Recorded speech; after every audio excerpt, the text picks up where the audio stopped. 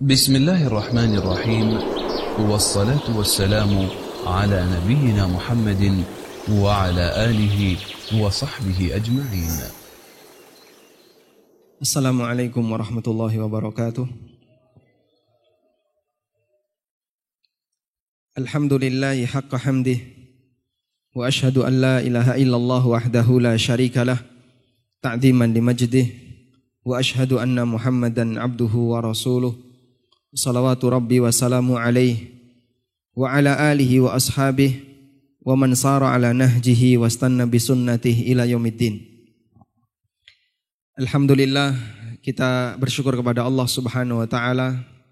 Allah jadikan kita hambanya yang dalam keadaan sehat walafiat lahir batin. Di sini insya Allah tidak ada yang suspek corona kan? Baik, Mas Teguh tidak kan? Baik, silakan mendekat ke Mas Teguh, insya Allah tidak tertular ya. Silakan mendekat, barangkali yang ada di luar biar bisa masuk. Panitia boleh masuk ya, panitia boleh masuk. Yang merasa kena suspek corona boleh di luar. Alhamdulillah, kita bersyukur kepada Allah Subhanahu wa Ta'ala. Di pagi yang cerah ini kita bisa belajar bersama mengkaji salah satu di antara fikih dalam ajaran kita, yaitu tentang masalah fikih nikah. Judulnya apa tadi Mas? Cinta bersemi dengan doa bukan dengan noda.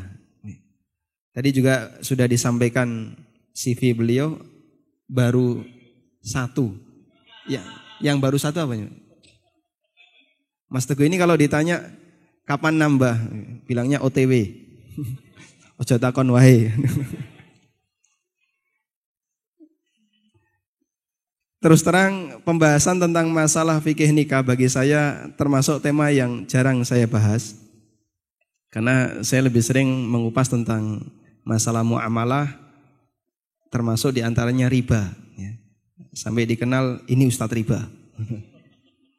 Sehingga untuk bagian masalah fikih nikah dan kaitannya dengan keremajaan, saya termasuk jarang sekali membahas itu. Cuman saya beranikan diri, karena yang kita bahas bukan bab poligami kan. Pernikahan untuk yang pertama kali, bukan yang poligami. Karena kalau saya diminta untuk membahas poligami, saya angkat tangan, gak sanggup. Belum cukup umur. Tapi kalau untuk yang pertama, insya Allah kita sama-sama nekat ya. Yang belum nikah angkat tangan. Mayoritas sudah nikah. Hah? Yang belum nikah. Ya? Setelah didaftarkan. Yang belum nikah yang kedua. Semuanya kayaknya. Tayyib. Bapak Ibu yang dimuliakan Allah Subhanahu wa Ta'ala. Jadi dalam pembahasan fikih itu ada 4 pokok pembahasan yang dikaji oleh para ulama. Buku fikih yang demikian tebal-tebalnya seperti Al-Majmu' Syarhul Muhadzab karya An-Nawawi yang salah satu edisi cetakannya sampai 22 jilid, Al-Mughni yang sampai 15 jilid.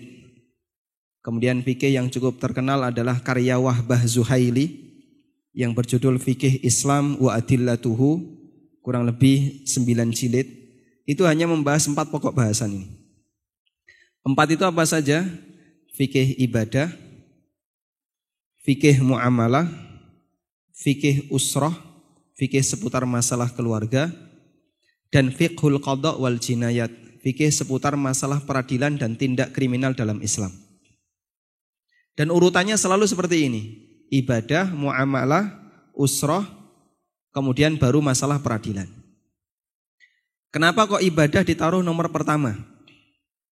Karena ini tujuan dasar kita diciptakan oleh Allah. Makanya pembahasan fikih ibadah itu biasanya paling luas. Berjilid-jilid bahkan sampai 6 jilid, 1/3 total fikih sendiri kebanyakan bahas masalah fikih ibadah. Ini yang paling luas. Karena ini adalah tujuan dasar kita diciptakan oleh Allah Subhanahu wa Ta'ala. Di samping itu ibadah bisa dilakukan oleh siapapun, termasuk anak kecil yang dia belum balik. Makanya ada istilah usia tamyiz. Tamyiz ini kenapa? Sudah bisa membedakan mana yang baik, mana yang buruk. Dia tahu ini aurat nggak boleh ditampilkan. Dia tahu ini harta orang lain nggak boleh diambil. Dia tahu ini najis harus dihindari. Ketika anak sudah di usia seperti ini, dia sudah bisa beribadah. Dan ibadahnya dinilai sah. Makanya boleh jadi imam. Kalau misalnya dia punya banyak hafalan melebihi yang tua-tua. Kemudian setelah ibadah, melaju ke fikih muamalah. Kenapa kok muamalah yang didahulukan? Bukan yang nikah dulu. Karena yang namanya pernikahan itu nunggu kalau perutnya sudah kenyang, begitu ya. Sehingga untuk bisa mendapatkan kebutuhan yang sifatnya fisik, maka orang butuh bertransaksi. Disitulah fikih muamalah ditaruh di poin nomor 2. Setelah kebutuhan perut terpenuhi, maka orang merambah ke kebutuhan di bawah perut. Agar bisa terlaksana dengan legal, maka Islam memberikan aturan dalam bentuk pernikahan. Dalam fikih pernikahan kita akan membahas mulai dari bagaimana cara mencari pasangan yang baik sampai pembubaran pasangan, pembubaran keluarga. Baik bubar yang dilakukan secara resmi maupun bubar yang tidak resmi. Ini kok aneh-aneh, bubar resmi dan tidak resmi. Tapi itu bagian dari pembahasan fikih tentang nikah. Apa itu bubar yang resmi? Bubar resmi itu bubar yang bisa direncanakan atau dilakukan atas kesengajaan. Contohnya apa? Contohnya perceraian. Contohnya perceraian. Dan Allah Subhanahu wa taala memerintahkan dalam Al-Qur'an, "Fatallikuhunna li'iddatihinna wa ahsul iddah." Ceraikanlah istrimu di masa ketika dia bisa menghitung masa iddah. Sehingga perceraian itu diperintahkan oleh Allah jangan langsung diucapkan ketika emosi, tapi diperhitungkan dulu. Silahkan kalau memang mau dijatuhkan cerai, ada waktunya tersendiri. Berarti di situ atas dasar apa? Kesengajaan. Itu yang dimaksud pembubaran secara resmi. Kemudian yang kedua adalah pembubaran yang tidak resmi. Apa itu Pak? Pembubaran yang tidak bisa direncanakan. Contohnya gimana? Kematian, meninggal. Ada yang sudah merencanakan? Kapan mau mati? Enggak ada manusia yang tahu. Sehingga bagian ini yang itu merupakan rahasia Allah Subhanahu wa taala dimasukkan dalam bentuk mufaraqah antara suami istri tapi dia tidak resmi. Dan yang menjadi pembahasan berikutnya adalah konsekuensi setelah itu ada apa? Seperti pembagian warisan, masalah hibah, dan semua turunan ketika ada seorang yang meninggal dunia. Makanya pembahasan fikih usrah itu masuk di dalamnya fikih waris.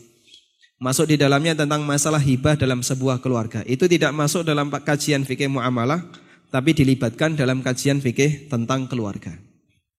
Baru yang terakhir adalah fiqhul qada' wal jinayat, fikih seputar masalah peradilan dan tindak kriminal dalam Islam. Kenapa ini ditaruh yang paling ujung? Karena hukum asal manusia adalah baik. Dia tidak melakukan pelanggaran, dia tidak melakukan tindak kriminal. Tapi kalaupun ada seperti itu, Islam punya aturannya. Sehingga bagaimana orang yang melakukan tindak kriminal, Islam menetapkan beberapa aturan dan ketentuan seperti apa hukumnya. Di situ kita mengenal istilah ta'zir, istilah hukuman had, hukuman dalam bentuk yang sudah ditetapkan oleh syariat. Makanya kalau kemudian orang itu belajar fikih dengan detail untuk membuat aturan negara Pak, bisa Pak. Jangankan cuma bisa Pak, bahkan seperti inilah aturan ideal.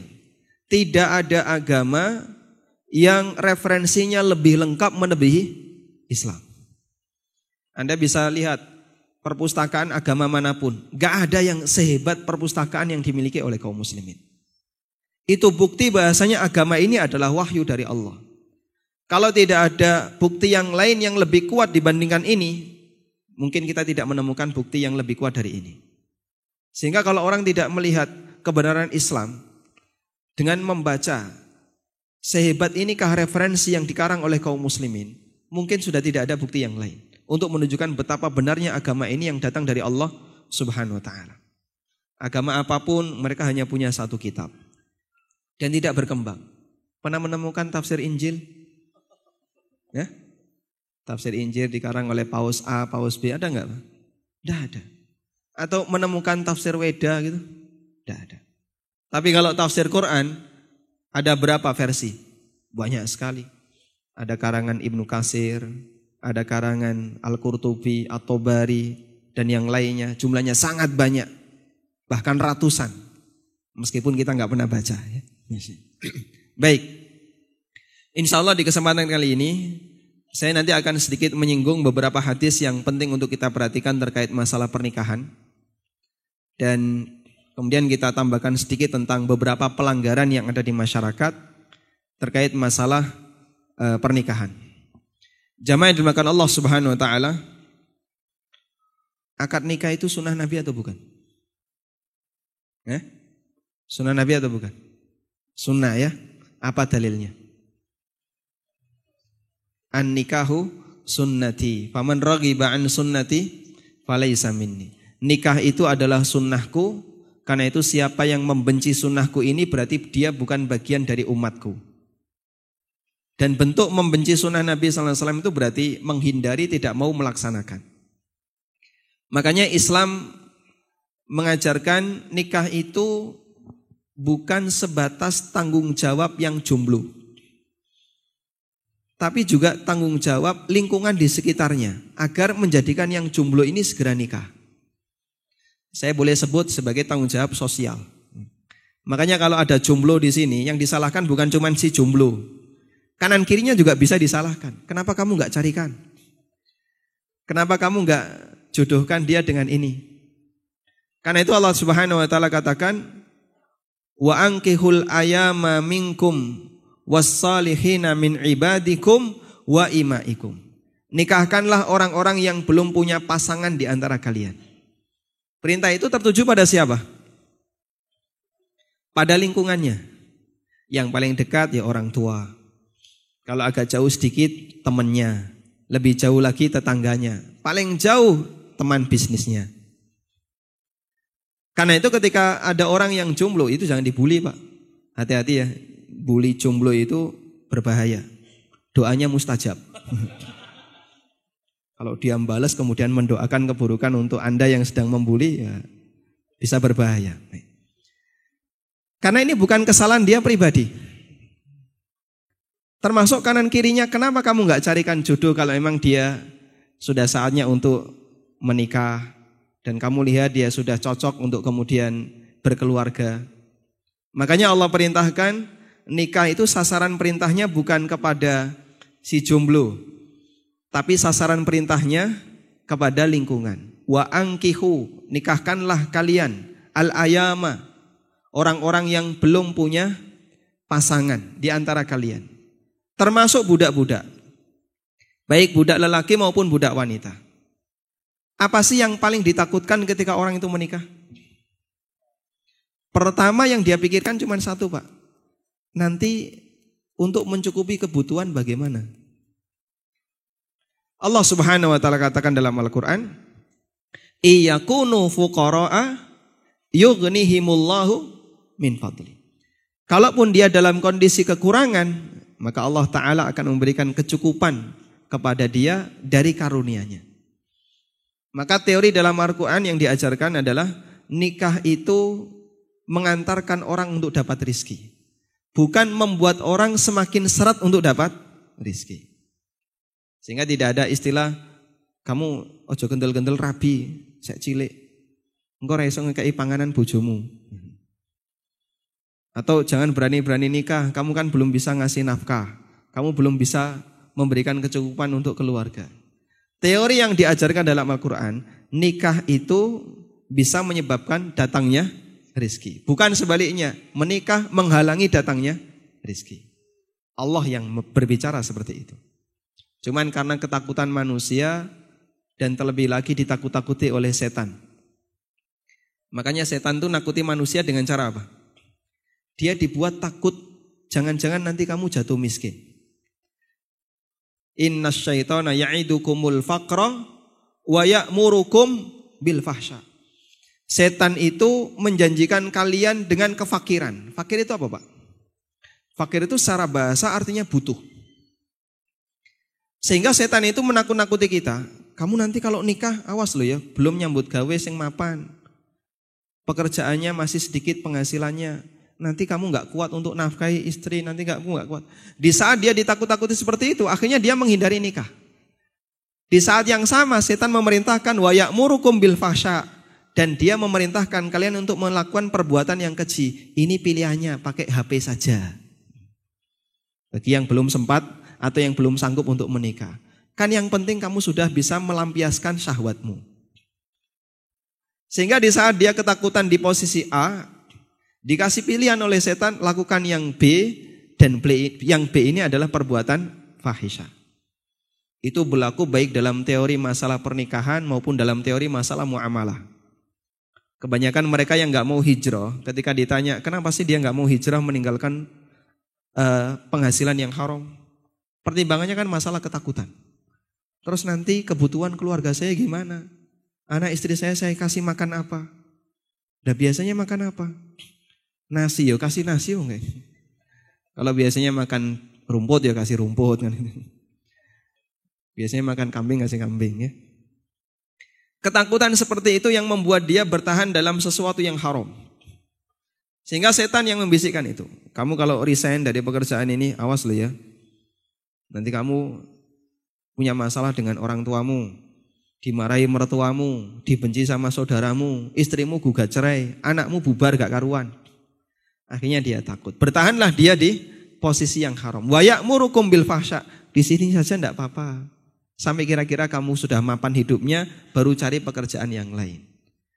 Dimotivasi manusia dengan cara dua itu. Ditakut-takuti, setelah itu dikasih pilihan untuk tetap bertahan dalam yang haram. Dan itu banyak terjadi di sekitar kita hadirin. Mereka yang gak bisa nikah karena masalah takut pendapatan, takut penghasilan, dia ketakutan dengan masalah itu, akhirnya dikasih pilihan setan, pakai yang ini saja. Yang penting syahwatmu sudah terlampiaskan. Yang penting kan tidak sampai zina kemaluan.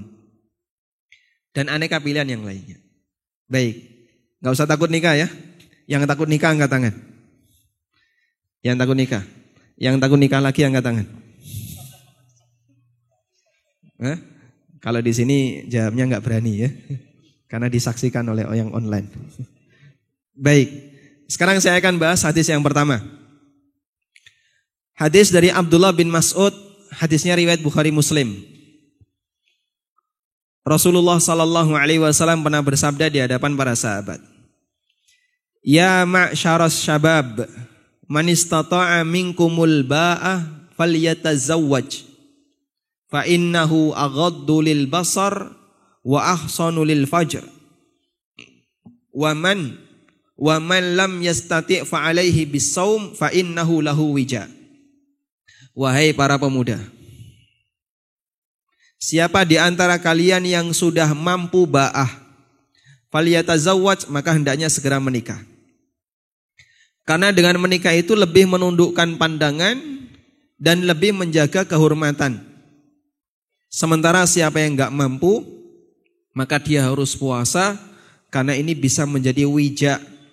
Apa itu wija? Pemutus potensi syahwat. Agar tidak terlalu besar, sehingga ketika syahwat itu muncul disebabkan karena dia belum mampu nikah, tertahan dengan adanya puasa. Hadis riwayat Bukhari Muslim. Saya yakin hadis ini sudah sangat ma'ruf dan Anda sudah sering membacanya, cuman belum bisa mempraktekannya. Terutama bagi para mahasiswa. Nabi SAW memberikan solusi kepada kita, bagi yang sudah mampu jangan ditahan, segera lakukan pernikahan. Dan itu tidak harus nunggu lulus kuliah. Tidak harus nunggu lulus kuliah. Apa yang dimaksud dengan kemampuan al-ba'ah di sini? Ulama beda pendapat. Sebagian ulama mengatakan yang dimaksud ba'ah di sini adalah kemampuan untuk melakukan hubungan badan. Sehingga kalau kita maknai dengan makna yang pertama ini, berarti terjemahan hadisnya adalah, wahai para pemuda yang sudah bisa melakukan hubungan badan, segeralah nikah. Karena ini akan semakin menghindarkan kamu dari potensi syahwat yang berlebihan. Kemudian pendapat yang kedua, yang dimaksud al-ba'ah di sini adalah kemampuan untuk memberikan nafkah. Artinya dia bisa bekerja untuk memberikan sebagian hasilnya kepada keluarganya. Dan insya Allah pendapat ini, yang kedua ini, pendapat yang lebih kuat dan ini pendapat jumhur ulama. Kenapa kok ini lebih kuat, Pak? Karena sasaran bicara dalam hadis ini adalah asyabab, para pemuda. Ya ma'syarasy syabab, wahai para pemuda. Umumnya yang namanya pemuda untuk urusan syahwat, mereka punya atau tidak? Sumbernya. Pemuda itu adalah puncak di mana syahwatnya paling tinggi. Makanya kalau dia di posisi panggilannya adalah para pemuda, berarti otomatis dia punya kemampuan untuk melakukan hubungan badan. Baik. Karena itu berdasarkan hadis ini para ulama mengatakan perintah untuk menikah ini berlaku bagi mereka yang punya kemampuan untuk memberikan nafkah keluarga. Terlepas dari nilainya. Karena yang namanya kemampuan itu bertingkat-tingkat ya.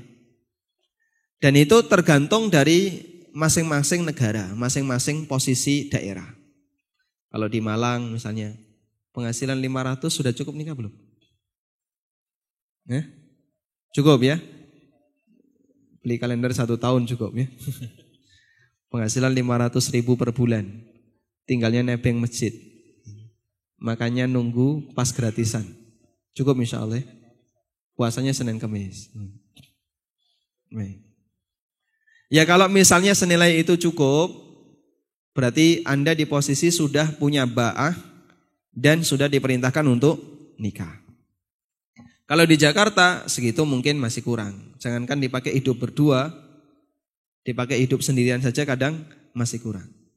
Kalau di Jogja lebih murah lagi. 300.000 insya Allah cukup. Cuman syaratnya satu, penghasilan sampingannya 3 juta.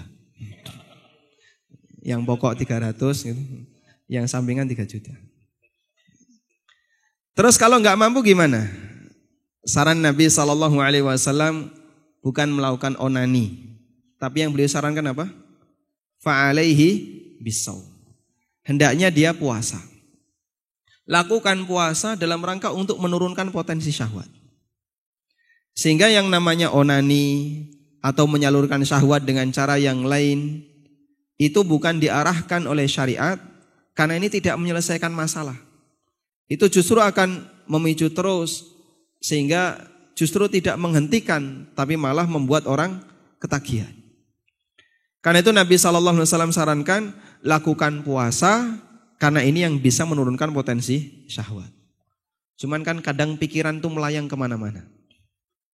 Terus gimana solusinya Pak Ustadz? Fisik sudah saya lemahkan dengan puasa.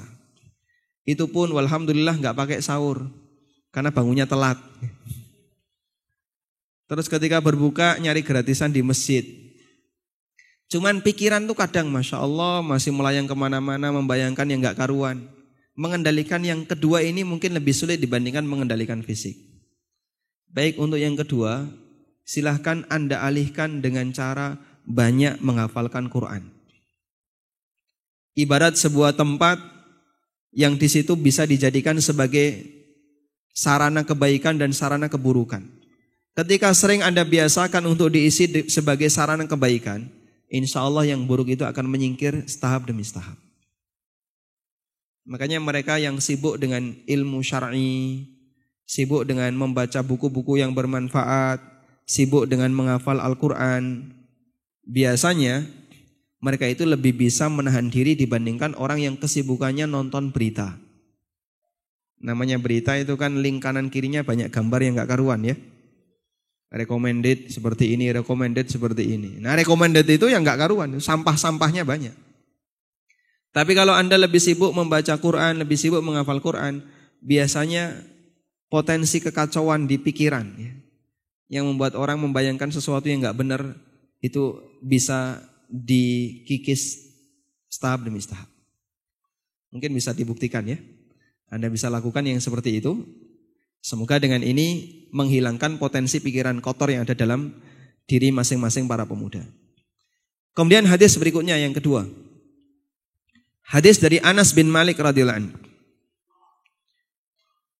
Beliau mengatakan kana Rasulullah sallallahu alaihi wasallam ya'muru bil ba'ah wa yanha 'anit tabattul nahyan syadidan wa yaqulu tazawwajul wadudal walud inni mukathirum bikumul anbiya'a yaumal qiyamah. Rasulullah sallallahu alaihi wasallam memerintahkan agar segera menikah dan beliau melarang tabattul. Tabattul itu mengebiri diri. Nahyan syadidan dengan larangan yang keras. Tidak boleh sama sekali melakukan tindakan seperti ini. Karena ini adalah kebiasaan para pastor. Meskipun mereka melanggar. Warahbaniyatan yabtada'uha ma katabnaha alaihim illa ibtigha'a ridwanillahi fama ra'auha haqqa ri'ayatiha. Mereka membuat bid'ah rahbaniyah. Apa itu bid'ah rahbaniyah? Para pastor itu punya kesepakatan, kita agar seperti Yesus maka tidak nikah sampai mati. Maka katabna alaihim. Allah tidak pernah mewajibkan mereka untuk melakukan seperti itu. Lalu apa yang Allah katakan? Fama ra'auha haqqa ri'ayatiha. Ternyata komitmen itu tidak mereka jaga dengan baik. Terbukti bocornya masih banyak. Ngakunya enggak nikah tapi kawin. Bahkan punya anak. Itu menunjukkan bahasanya fitrah manusia yang seperti ini nggak bisa dihalangi. Karena itu Islam mengarahkan kepada yang terbaik bukan dengan cara mengebiri diri. Dan beliau melarang tabattul dengan larangan yang keras. Padahal dulu ada beberapa sahabat yang mau melakukan seperti itu. Di antaranya Utsman bin Mad'un, Ibnu Mas'ud, dan beberapa sahabat yang lainnya. Datang kepada Nabi sallallahu alaihi wasallam, "Ya Rasulullah, saya ingin habiskan hidup saya hanya untuk beribadah. Biar gak keganggu dengan wanita, boleh gak saya mengebiri diri?" Tapi dilarang oleh Nabi SAW. Kita hidup sebagai manusia bukan sebagai malaikat. Maka kebutuhan itu tetap harus ditunaikan. Dan itu bagian dari hak yang menjadi kewajiban manusia. Wa yaqul, dan beliau mengatakan tazawwajul wadudal walud. Nikahilah wanita-wanita yang al-wadud, al-walud. Al-wadud artinya yang romantis, penyayang dengan anaknya, penyayang kepada istrinya, penyayang kepada suaminya, menyayangi mertuanya, menyayangi saudara-saudaranya dan seterusnya. Al-walud yang dia subur, banyak anak. Taunya dari mana, Pak? Kalau perawan kan belum punya anak, berarti golek rondo yang sudah terbukti. Mana yang tadi bujang? Ditawari janda mau enggak? Mau? Catat, Pak. Tayyib. Untuk mengetahui apakah dia subur atau tidak, bisa dengan cara melihat kanan kirinya. Melihat misalnya saudaranya banyak. Melihat misalnya apalagi tidak punya masalah perihal keturunan. Insya Allah itu salah satu di antara indikator berarti wanita ini normal, bisa menghasilkan banyak keturunan. Meskipun tidak jaminan ya, tapi itu hanya sebatas ikhtiar dengan menggunakan indikator. Lalu beliau sebutkan alasannya. Inni mukatsirum bikumul anbiya yaumal qiyamah. Karena saya itu berlomba-lomba untuk memperbanyak umat di hadapan para nabi kelak di hari kiamat. Sehingga prestasi nabi itu diukur dengan dua hal. Yang pertama, perjuangan dia bersabar dalam berdakwah. Yang kedua, berapa jumlah pengikut yang dia miliki.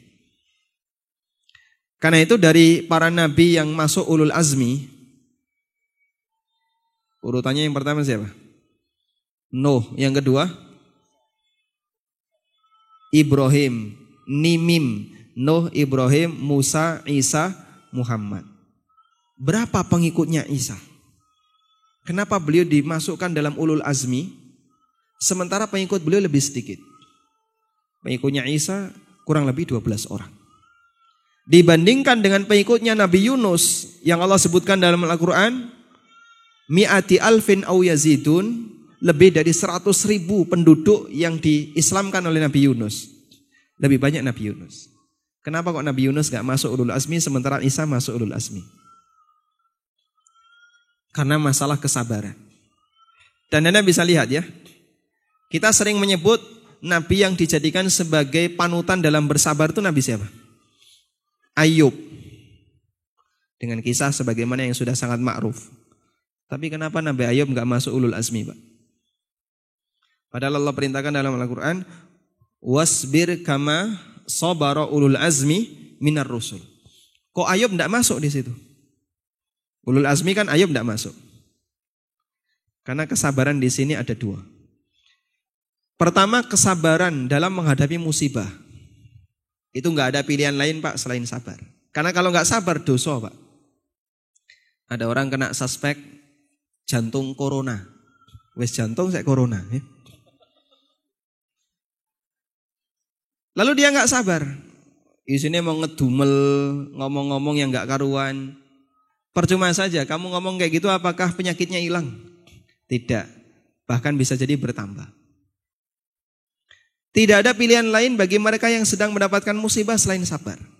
Itulah kesempatan yang terakhir agar kamu tidak dosa. Karena kalau kamu gak sabar, maka kamu berdosa. Musibah kamu gak hilang, kamu berdosa. Sehingga sabar seperti ini, sabar yang sifatnya terpaksa, itu pilihan terakhir. Nah yang paling pintar sabar seperti ini Ayub alaihi salatu wassalam. Yang sering digambarkan oleh masyarakat sebagai contoh kesabaran dalam masalah mendapatkan musibah. Meskipun Nabi SAW juga punya kekuatan yang sama dan lebih hebat dari beliau. Yang kedua, sabar dalam menjalankan perintah. Nah ini lebih berat. Kenapa yang kedua ini lebih berat? Karena kalau nggak sabar, pilihannya dia bisa mendapatkan kebaikan. Rasulullah SAW pernah dikasih tawaran. Muhammad, kamu itu pengen apa? Kalau kamu pengen kekayaan, kami akan kasih kamu kekayaan yang jumlahnya banyak. Tapi syaratnya satu, tinggalkan dakwah. Berarti kalau beliau tinggalkan dakwah, dapat duit enggak Pak? Dapat manfaat, dapat duit. Sehingga andaikan beliau tidak bersabar, lalu beliau tinggalkan berdakwah, beliau jadi orang yang paling kaya di Mekah. Kalau kamu pengen kekuasaan, nanti kami jadikan kamu sebagai raja Arab. Kami semua akan tunduk kepada kamu. Berarti andaikan beliau tidak sabar lalu tinggalkan dakwah, beliau jadi raja. Kalau kamu pengen istri yang cantik, nanti kami carikan kamu perempuan yang paling cantik di Arab, kami nikahkan untuk kamu. Andaikan beliau tidak sabar dapat istri yang seperti ini. Untuk jenis yang pertama, ini fakultas ekonomi senang ya. Jenis yang kedua, fakultas politik. Yang ketiga, semua fakultas ya. Tapi semua ditolak oleh Nabi SAW. Karena beliau bersabar dalam berdakwah. Ketika tiga pilihan ini nggak berhasil, maka mereka memberikan pilihan, kalau begitu kami akan mengancam nyawamu. Dan beliau tetap bersabar. Andaikan beliau tinggalkan dakwah, beliau nggak bakalan diancam. Namanya orang ketika diancam, tertekan nggak Pak? Tertekan. Makanya Nabi SAW mendapatkan gangguan lahir dan batin. Gangguan lahirnya kadang beliau disakiti, gangguan batinnya beliau sering diancam, tapi Rasulullah SAW tetap bersabar. Perjuangan yang kedua ini lebih tinggi tingkatannya, makanya inilah yang bisa menyebabkan seseorang mendapatkan derajat yang lebih tinggi di sisi Allah, sehingga mereka disebut sebagai Nabi Ulul Azmi. Baik, kembali ke sini. Beliau berharap punya prestasi jenis yang kedua. Di samping beliau juga punya prestasi jenis yang pertama, sabar berdakwah, dan yang kedua adalah umatnya jumlahnya banyak. Karena itu beliau motivasi kepada umatnya, jangan sampai mengebiri diri. Jangan kalian tinggalkan nikah. Dan kalaupun nikah, perbanyak anak sebanyak-banyaknya. Karena nanti saya berharap bisa memiliki umat yang paling banyak ketika dikumpulkan oleh Allah Subhanahu wa Ta'ala di hari kiamat. Kemudian orang-orang kafir membuat makar. Apa konspirasi yang mereka buat? mereka mengkampanyekan di kalangan negeri-negeri yang dominan Muslim seperti Asia, kemudian daerah-daerah yang kebanyakan penduduknya Muslim. Mereka dikasih motivasi, ayo KB, jangan punya banyak anak, 2 anak cukup. Ya. Kemudian misalnya banyak anak, banyak masalah. Dan aneka informasi yang lain untuk menakut-nakuti kaum muslimin agar gak punya anak. Tapi ternyata konspirasi itu balik ke mereka. Siapa yang paling takut punya anak? Negeri kafir. Negeri-negeri yang maju, yang dianggap penghasilannya tinggi, pendapatan per kapitanya tinggi. Mereka itu rata-rata tidak mau punya anak. Sehingga paling kalau ada yang punya anak 1, 2. Bahkan itu pun sudah disuplai oleh negara, dikasih jaminan oleh negara. Tetap tidak mau. Akhirnya demokrasinya kan terbalik ya. Terbalik. Yang tua lebih banyak dibandingkan yang muda. Wa makaru wa makarallah wallahu khairul makirin. Sebaliknya, negeri-negeri Islam mereka semangat untuk punya anak. Walhamdulillah penduduknya banyak. Dan itu bagian dari kelebihan yang diberikan oleh Allah Subhanahu wa taala untuk Nabi kita Muhammad sallallahu alaihi wasallam. Baik, berarti di hadis nomor 2 ini kita dapat pelajaran apa?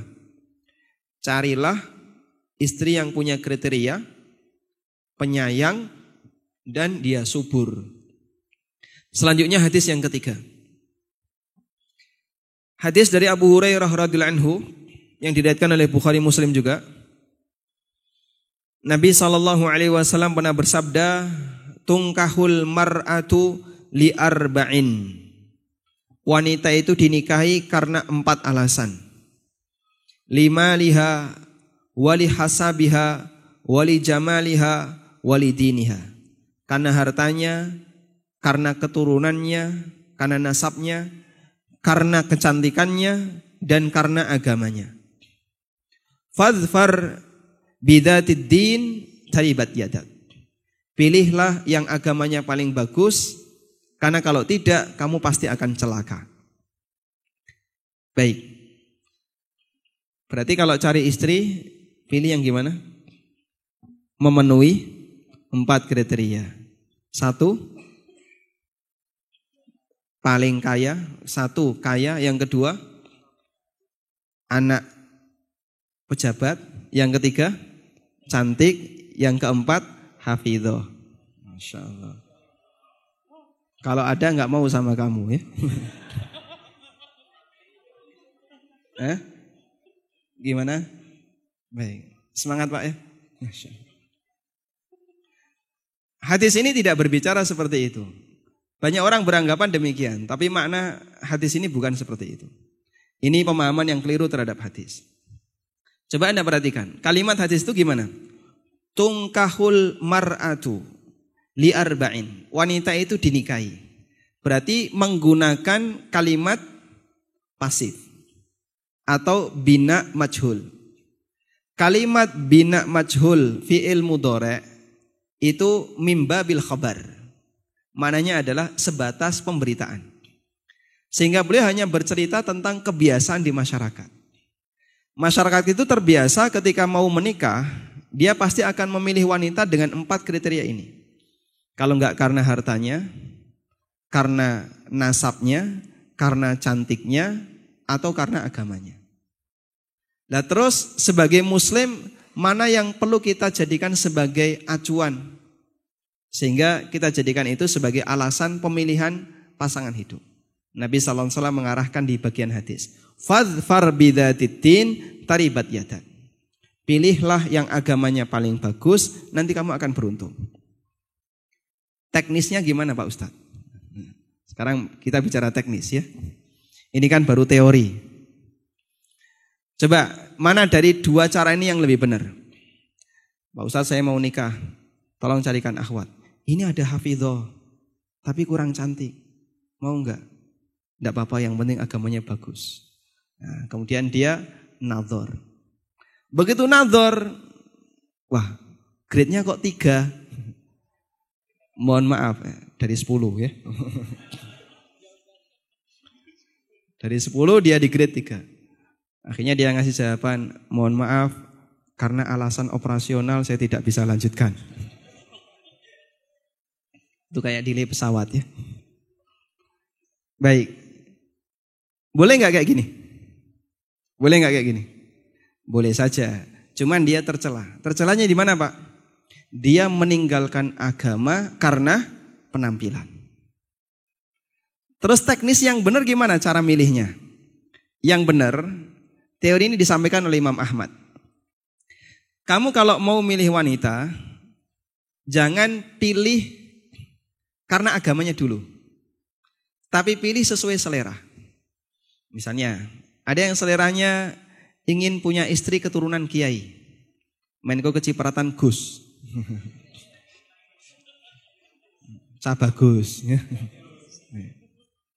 Akhirnya cari, ada enggak siapa temannya yang keturunan kiai? Ketemu keturunan kiai. Sudah? Atau misalnya dia ingin hartanya. Saya ini penghasilannya pas-pasan, tapi penampilannya bagus ya. Ganteng, gagah, kere. Bukan enggak apa-apa toh. Karena masalah rezeki Allah yang ngatur. Sehingga dia berharap semoga nanti bisa mendapatkan istri yang kaya. Maka pilih sesuai dengan selera. Atau dia pingin yang cantik. Baik, cari yang cantik. Selanjutnya jadikan agama sebagai penentu. Lamar dia dengan alasan seperti yang Anda inginkan. Saya melamar dia karena cantik, saya melamar dia karena kaya, saya melamar dia karena nasabnya bagus. Setelah itu buat pertimbangan agama. Tanyakan, gimana agamanya? Oh itu ratau sholat mas, senenganin yang dukun. Ya sudah, kalau begitu saya enggak jadi. Berarti Anda menolak kecantikannya karena agamanya. Itu yang lebih mulia. Paham di sini? Catat ya. Baik. Jangan cuma dicatat, praktekkan. Insya Allah, Masya Allah. Insya Allah Mas Teguh. Antum mau praktek juga? Nyari mantu maksudnya. Jadi pilih dulu sesuai selera, baru kemudian tanya agamanya. Karena kalau kita milih agamanya dulu, kemudian yang jadi pertimbangan selera, ini menolak agama karena masalah selera. Menolak agama karena kurang cantik, menolak agama karena kurang kaya, atau menolak agama karena ternyata nasabnya kurang bagus. Anda menolak yang lebih baik dengan pertimbangan duniawi. Akan lebih mulia ketika Anda menolak pertimbangan duniawi karena alasan agama. Baik. Sehingga sah-sah saja ketika orang itu menikah dengan pertimbangan-pertimbangan tadi, tapi jadikan agama sebagai penentu. Nah, saran yang pernah disampaikan oleh Syekh Dr. Anis Thohir, hafizahullah. Beliau pengajar di Masjid Nabawi untuk bab ilmu rijal, ilmu tentang masalah perawi-perawi hadis. Karena beliau ahli hadis, aslinya Indonesia, dari Banjar ya. Dr. Anis Thohir Al-Indonesi. Beliau pernah ngasih saran. Bersabarlah wahai kalian para suami terhadap kenakalan istri kalian, kecuali kalau dia melakukan 3 pelanggaran. Pertama, akidahnya rusak. Yang kedua, dia enggak sholat. Yang ketiga, melakukan pelanggaran kehormatan. Entah berzina, atau waliyadzubillah sampai hubungan badan, atau melakukan turunannya. Kalau sampai melakukan 3 ini, berarti boleh dipisahkan. Berarti standar minimal 3 ini. Wanita itu rajin sholat, tidak meninggalkan sholat 5 waktu. Bukan tipe pemalas. Yang kedua, akidahnya benar. Bukan orang yang punya pemahaman menyimpang. Yang ketiga, dia bukan termasuk orang yang suka mengumbar kehormatan. Insya Allah itu bisa dijadikan sebagai standar minimal agama yang bisa diterima. Tapi kalau dia misalnya, dia itu penganut aliran Mu'tazilah, atau penganut aliran Jahmiyah, apalagi Syiah, sudah, jangan ditawar lagi, kecuali jika dia mau tobat. Tapi Pak, kan boleh kita menikah dengan wanita Nasrani. Ya. Silakan. Ya.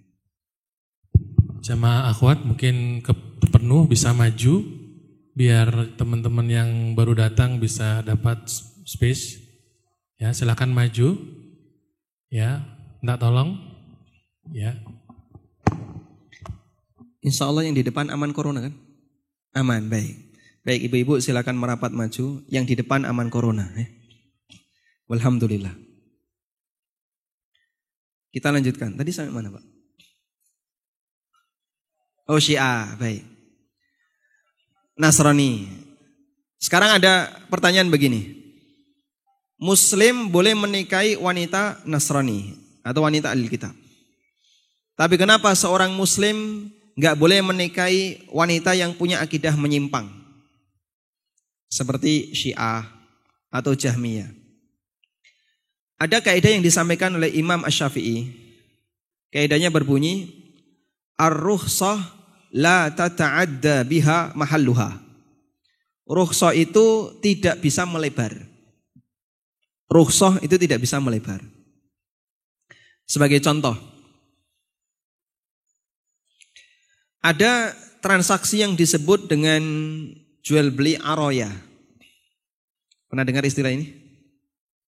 Enggak pernah ya? Aroya itu menukarkan kurma kering, tamar, dengan rutop yang masih ada di dahan. Yang masih ada di tangkai. Dan itu diizinkan oleh Nabi SAW. Padahal ini bisa dipastikan ada riba fadl. Ini diizinkan mimba birrukhsah. Dalam rangka untuk memberikan keringanan bagi kaum muslimin. Karena ini sangat dibutuhkan oleh masyarakat Arab. Yang jadi pertanyaan, boleh enggak ini dikiaskan untuk kasus orang yang menukarkan gabah dengan beras? Pak, sebentar lagi kan sawahmu mau panen. Iki nek tak hitung-hitung kira-kira ya metu 2 kintal. Wes ngene wae, tak gantikan beras sekintal. Nanti hasil sawahmu jadi milik saya. Sehingga ada pertukaran antara gabah 2 kintal yang masih ada di pohon dengan beras. Jawabannya enggak boleh. Kenapa? Aroya itu rukhsah dan rukhsah itu tidak melebar. Paham di sini? Jelas 11? Kalau tidak paham lupakan saja ya. Kasus yang kedua. Allah mengizinkan bagi kaum muslimin untuk menikah dengan wanita ahli kitab. Padahal dia kafir. Karena dia beragama Samawi, Yahudi dan Nasrani.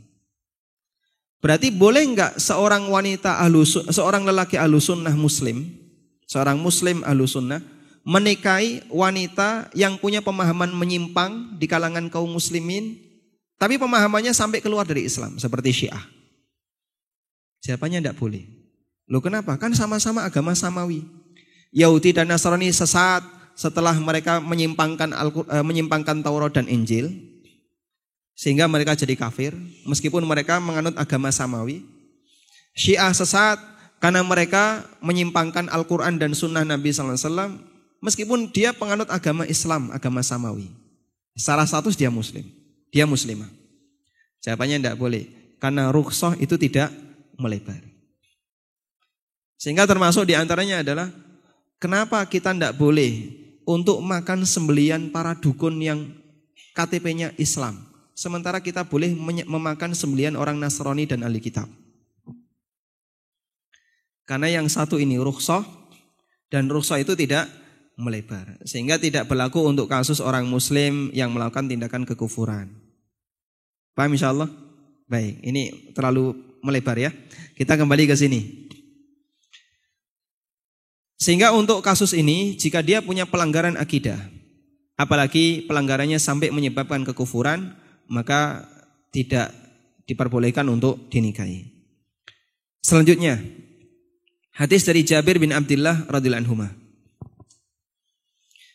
Rasulullah sallallahu alaihi wasallam pernah bersabda, "Idza khataba ahadukumul mar'ata, fa in istata'a ayyandura minha ma yad'uhu ila nikahiha falyaf'al."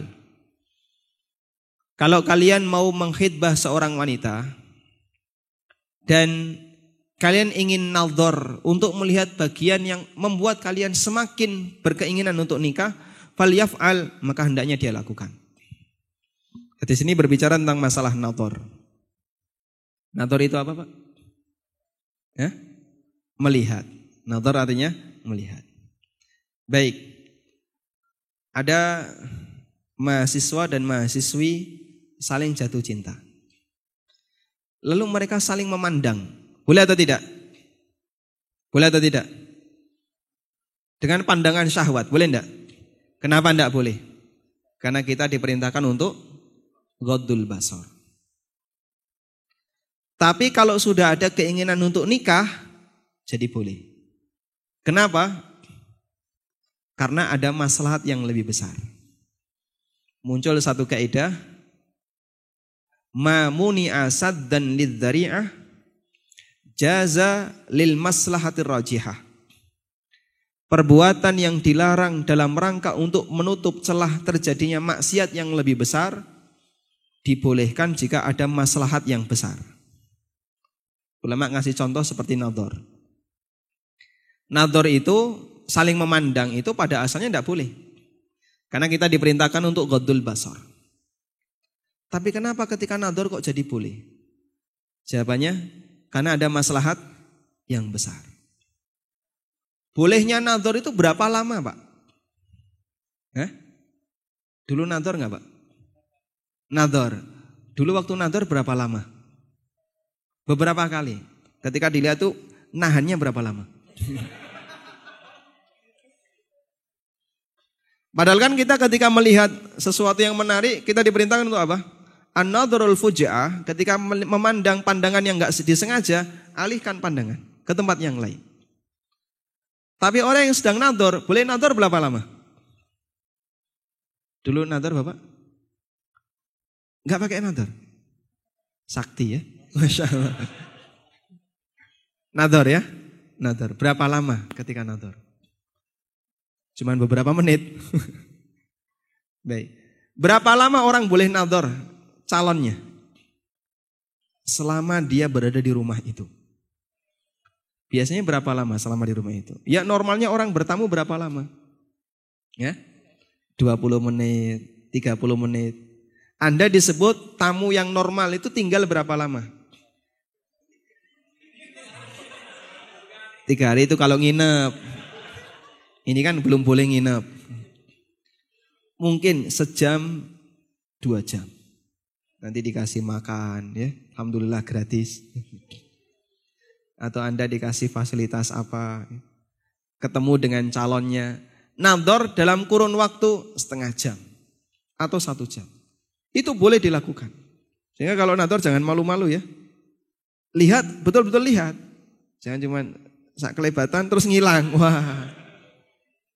Gimana? Wallahu a'lam. Wah, bar nadhar kok gak ngerti. Yang serius kalau nadhar. Begitu. Dulu serius gak Pak? Serius, alhamdulillah. Makanya cocok ya. Karena itu fungsi nadhar kata Nabi SAW adalah agar nanti bisa mempertimbangkan. Ini bisa dilanjutkan terus ataukah kalau tidak ya tidak dari sekarang. Jangan gara-gara setelah akad nikah, wah saya nyesel Pak. Dulu waktu nadhar gak serius. Cuman sak kedipan. Terus karena merasa malu nunduk lagi. Loh kamu lihat temanmu waktu kuliah bisa mandang gak pakai batas waktu kok ini nadhar yang halal. Malah malu-malu. Nunduk-nunduk. Padahal bagian ini kamu boleh lihat. Sampai waktu sekian jam, setengah jam. Normalnya orang bertamu. Tapi yang itu yang gak boleh kamu lihat. Dipandengin tanpa batas. Baik. Terus solusinya gimana kalau misalnya suasana seperti ini gak bisa hilang? Namanya malu kan terus terjadi ya. Kadang yang akhwat juga mau nadhar bingung. Yang ikhwan ketika mau nadhar juga bingung juga. Para ulama mengatakan nadhar ada 2. Satu, nadhar resmi. Yang kedua, nadhar ilegal. Loh, dua-duanya boleh ya. Apa itu nadhar resmi? Nadhar resmi itu janjian. Misalnya ketemu di rumahnya. Nanti saya akan datang ke rumahmu, ketemu bapakmu dan kamu. Ini namanya nadhar resmi. Nah, untuk nadhar resmi yang boleh dilihat adalah muka, telapak tangan, dan sebagian ulama membolehkan bagian kaki. Yang normalnya dilihat wanita bersilbab ketika di dalam rumah. Wajah boleh, tangan boleh, kaki boleh. Meskipun ulama khilaf dalam masalah ini, ada sebagian yang membolehkan anggota wudu sehingga boleh tidak pakai jilbab. Anggota wudu itu kan leher ke atas, kemudian lengan ke bawah, betis ke bawah. Tapi ini pendapat yang lemah, dan yang lebih kuat adalah wajah, telapak tangan, dan bagian kaki. Hanya itu saja yang boleh dilihat. Sehingga misalnya akhwat mau dinador, dia boleh nggak pakai kaos kaki. Dia tidak perlu pakai sarung tangan. Jangan cadaran kalau kayak gini ya. Sehingga dilepas, ini posisi di mana Anda boleh saling melihat. Siapa yang membolehkan? Rasulullah SAW. Dan nggak perlu malu-malu. Baik, sebaiknya jangan dandan. Kenapa? Untuk menunjukkan plan ya. Karena kalau dandan kan ada rasanya ya. Yang orinya gimana ya.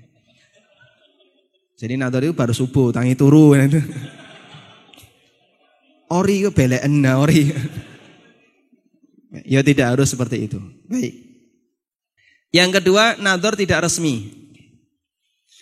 Nador tidak resmi itu berarti nggak pakai janjian. Sehingga nador ini dilakukan atas inisiatif pribadi pihak lelaki. Dan ini pernah dilakukan oleh sebagian sahabat. Rumah orang Arab di masa silam itu kan bolong bagian belakang. Jadi bagian belakang nggak ada atapnya.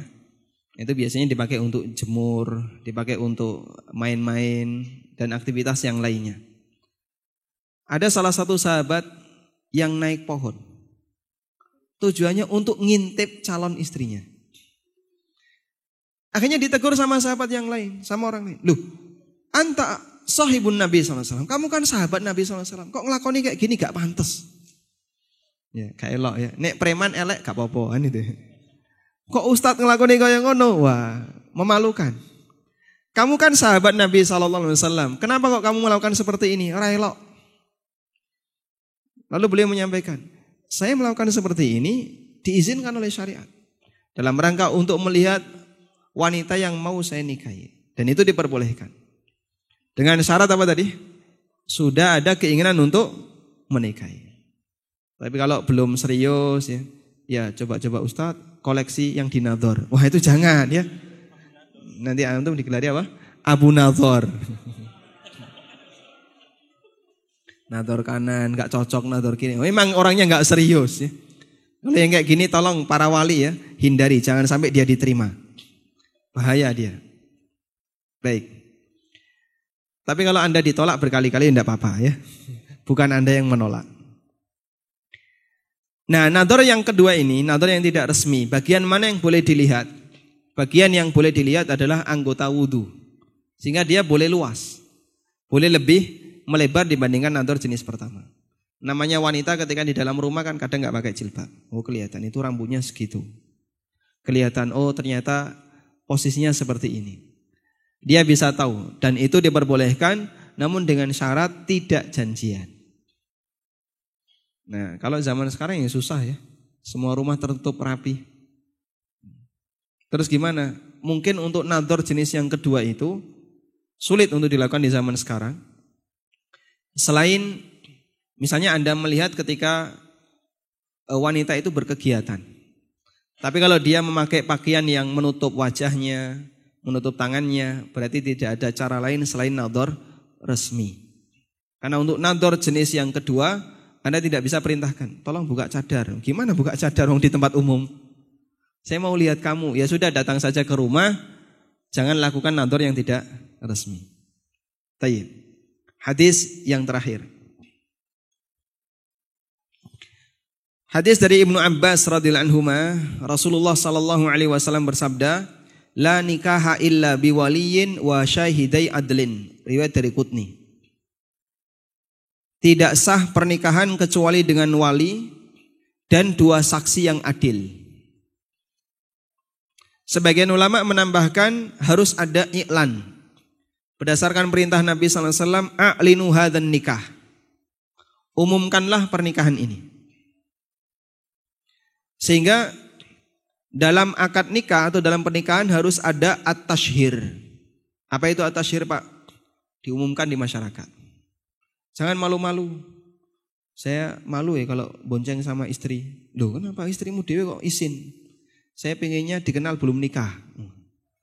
Biar ditawari lagi ya. Kadang-kadang ada sebagian orang yang malu ketika dia menampakkan sudah nikah. Anda kalau seperti ini tidak mengumumkan ke orang lain, bisa jadi dicurigai. Itu kenapa kok tiba-tiba bonceng cewek? Masuk ke rumahnya, cuman berdua. Makanya sebagian ulama mensyaratkan harus ada tashhir. Umumkan. Nikah itu tidak perlu malu, umumkan. Zina itulah yang seharusnya malu. Pacaran dia berani terang-terangan, nikah sembunyi-sembunyi. Ada salah satu jamaah yang dia tanya ke saya, dia mau akad nikah, tapi hanya di lingkungan tempat wanita saja. Sementara di lingkungan lelaki ini dia nggak berani untuk menampakkan. Sehingga ketika dia akad nikah, ya nggak ada satupun tetangga lelaki ini yang diundang. Dan nggak pernah ada informasi apapun. Terus saya sampaikan, loh, kamu kenapa harus merahasiakan seperti itu? Saya malu sama tetangga. Malu kenapa? Jadi dia duda ya. Dan mantan istrinya itu ada di satu kampung dengan dia. Wah, nanti mungkin dipermasalahkan dengan mantan istri saya atau kalau memang sudah cerai resmi, kenapa perlu malu lagi? Kamu sudah boleh untuk nikah lagi. Bahkan kalaupun belum cerai pun kamu boleh nikah. Karena laki boleh lebih dari satu. Betul kan? Kok manggut-manggut kenapa? Baik. Ini contoh yang tidak benar yang kayak gini ya. Dia malu untuk menampakkan pernikahan. Karena itu tidak perlu malu. Anda menikah dengan kawan kuliah, tidak perlu malu untuk menampakkan saya dan dia sudah suami istri. Sehingga ketika gandengan tidak dicurigai, ketika berduaan tidak dicurigai karena suami istri. Tayyib. Dan yang paling berwenang dalam masalah ini adalah wali. Kita kurang setuju kalau ada orang yang selalu menjadikan standar pernikahan itu ustadznya atau penasihat spiritualnya. Sehingga ketika punya hubungan dengan seseorang, dia itu lebih akrab untuk konsultasi sama temannya dibandingkan kepada orang tuanya. Ini tidak cocok. Pernikahan itu kan menggabungkan bukan cuma dua orang tapi dua keluarga. Anda kalau bahagia, yang bahagia dua keluarga. Ketika Anda susah, yang susah juga dua keluarga. Makanya libatkan keluarga dalam pernikahan.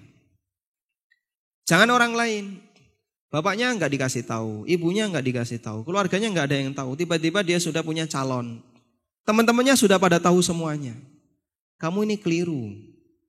Siapa yang bertanggung jawab ketika terjadi perceraian? Keluarga kamu. Siapa yang bertanggung jawab ketika ada masalah di keluarga kamu? Keluarga kamu yang dekat yang lebih bertanggung jawab. Dahulukan keluarga daripada orang lain. Kadang beberapa pertanyaan dari jamaah konsultasi tentang masalah pernikahan. Pak Ustadz, saya punya calon kayak gini. Menurut pertimbangan Pak Ustadz gimana? Kamu tanya bapakmu. Kalau menurut ibumu, bapakmu baik-baik saja, ikuti saran mereka. Mereka lebih berkepentingan dibandingkan saya. Kalau sebatas masalah kecocokan dalam keluarga. Tapi kalau pertimbangan dari sisi hukum syariah, ya kita bisa kasih jawaban sesuai dengan pemahaman yang kita miliki. Tapi kalau masalah teknis, masalah nanti kalau mintanya ada upacara kayak gini, ada walimah yang modelnya kayak gini, itu keluarga lebih berwenang dibandingkan orang lain. Baik. Sekarang kita akan lihat beberapa pelanggaran yang banyak terjadi di masyarakat. Sesuai dengan tema ya. Jangan mengawali nikah dengan noda. Maksud beliau yang membuat tema, yang buat tema antum kan? Ingin mengkritisi kebiasaan sebagian remaja yang dia ketika nikah pakai muqaddimah pacaran. Syubhatnya apa? Ini kan dalam rangka untuk menyelami kepribadian masing-masing. Biar saling kenal, ya. Sehingga perlu untuk pendekatan, pacaran selama 2 tahun, begitu nikah 3 bulan cerai. pacarannya lebih lama dibandingkan nikahnya. Kamu itu sudah menyelami dia selama 2 tahun, hasilnya apa? Kok nikah 3 bulan cerai? Itu bukti hanya sebatas syubhat dari setan. Jadi setan membisikkan agar dia tetap bertahan dengan pacaran yang dia istiqomah di sana. Tidak apa-apa, pacaran ini kan dalam rangka untuk menyelami pasangan hidupmu. Ditunda-tunda sampai sekian tahun. Akhirnya kadang chatting-chattingan di malam hari. Tahajud mas. Wong dulurmu ora tau dielingno kaya ngono kok ngelingno wong liya. Oh ini kan dalam rangka untuk berdakwah, mengingatkan orang lain ibadah. Saya aja yang di WA ya. Pasti enggak saya baca. Baik. Jadi itu sifatnya godaan setan. Itu adalah syubhat yang dibisikkan oleh setan. Kelihatannya dalam rangka untuk ta'awun alal birri wa taqwa, tapi aslinya pacaran yang terselubung. Alasan yang lain dalam rangka untuk menyelami. Sekarang buktikan. Mereka yang pacaran sekian tahun, 3 tahun, 4 tahun. Selama kuliah dia pacaran. Sampai lulus. Padahal skripsi telat terus sampai 7 tahun. Mahasiswa abadi 14 semester. Nyatanya begitu dia lulus nikah, sekian bulan cerai. Dia menyelami selama sekian tahun, itu tujuannya apa? Mana hasilnya? Karena itulah ada satu kaidah ya. Yang kaidah ini sebenarnya berlaku dalam fikih muamalah, tapi cocok juga kalau diterapkan dalam fikih munakahat.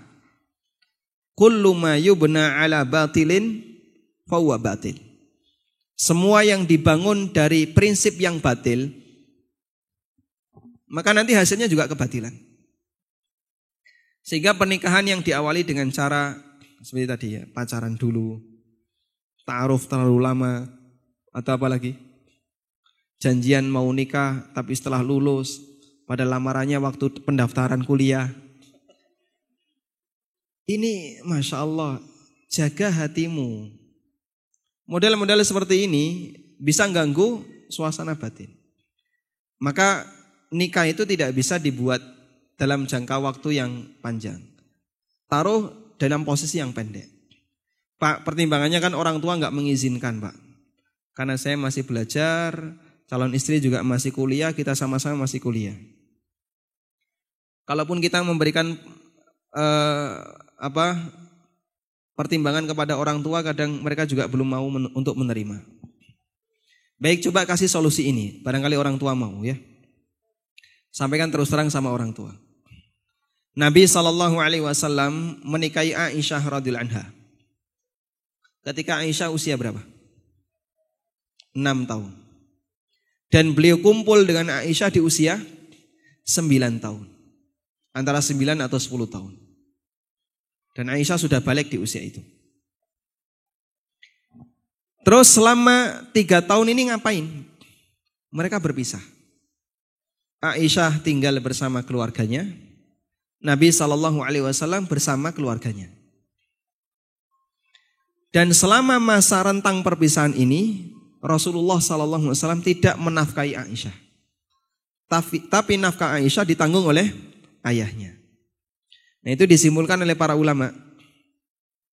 Seorang lelaki yang sudah menikah, dia baru berkewajiban untuk memberikan nafkah bagi istrinya jika sudah ada posisi at-tamkin min nafsiha. At-tamkin min nafsiha itu kalau diterjemahkan bebas, sudah memungkinkan untuk diajak hubungan. Sehingga kalau misalnya keluarga memutuskan ini dipisahkan dulu, maka pihak lelaki belum berkewajiban memberi nafkah. Sehingga kalau misalnya ini mau dijadikan sebagai solusi, ya sudah, daripada nanti kamu pacaran dengan cara kucing-kucingan kayak gini, kita nikahkan saja, tapi setelah itu dipisahkan. Yang satu kuliah di UB, yang satu kuliah di UI. Berarti Malang sama Jakarta. Tinggalnya di masing-masing keluarganya. Boleh nggak kayak gitu? Silahkan. Dan pihak suami belum berkewajiban untuk memberi nafkah. Selanjutnya silahkan selesaikan kuliah masing-masing. dan mereka ini sudah suami istri, mau chattingan, mau ngapain terserah, bebas.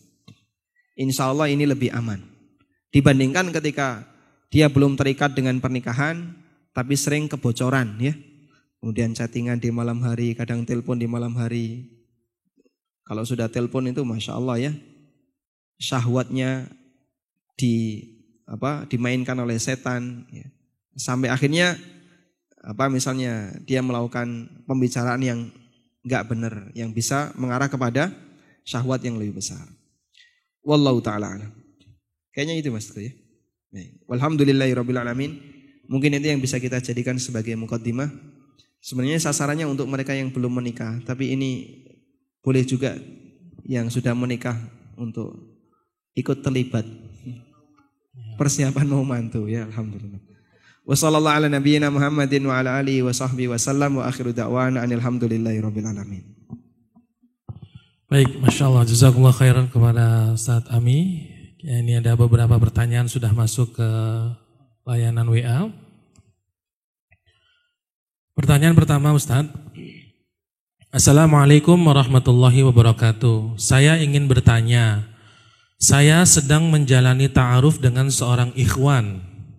Tetapi untuk menuju ke jenjang pernikahan masih membutuhkan waktu karena kami masih menjalankan di jenjang pendidikan kuliah. Bagaimana cara kami menjaga hubungan ini dengan cara yang Allah ridhoi menuju ke kehalalan dan bagaimana batasan-batasan komunikasi yang diperbolehkan? Waalaikumsalam warahmatullahi wabarakatuh. Ini perkara syubhat ini. Al halalu bayyin wal haramu bayyin wa bainahuma umurun mustabihat. Sehingga pertanyaannya bagaimana caranya berkomunikasi yang dihalalkan. Itu kan tanya bagian mutasyabih ini yang boleh yang mana, yang enggak boleh yang mana. Jawabannya tinggalkan semuanya. Anda enggak usah berkomunikasi. Yang lelaki enggak usah ngajak komunikasi yang wanita dan sebaliknya sampai mendekati ke pernikahan. Sehingga kalau masih panjang, ya ini masih nunggu yang satu baru semester 3, yang satu semester 1, nunggu masih 4 tahun. Itu kalau lulusnya cepat ya. Kalau terhambat ya bisa lebih. Kalau masih nunggu seperti ini, jangan ada komunikasi apapun. Sudah nggak usah cari-cari celah.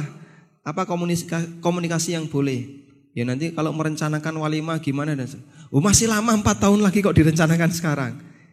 Itu syubhat setan.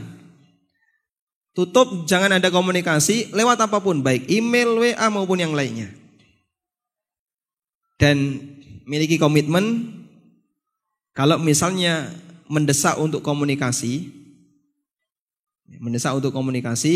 maka arahkan ke pihak wali. Kamu kalau mau ngomong sama bapak saya. Atau misalnya pihak wanita kalau mau komunikasi ya sama ibunya. Tapi saya kira tanpa ada komunikasi sama sekali insya Allah lebih baik. Dalam rangka untuk menghindari syubhat setan. Wallahu a'lam. Pertanyaan yang berikutnya. Assalamualaikum, mohon tanya Ustadz Ami, antara cinta dan riba. Ya ini pertanyaannya. Semoga Allah menjaga antum dan jamaah sekalian, amin. Mohon saran Ustadz, apakah baik memulai ta'aruf dengan akhwat pegawai IT koperasi keuangan dengan maksud menyampaikan nasihat dan berharap Allah berikan hidayah.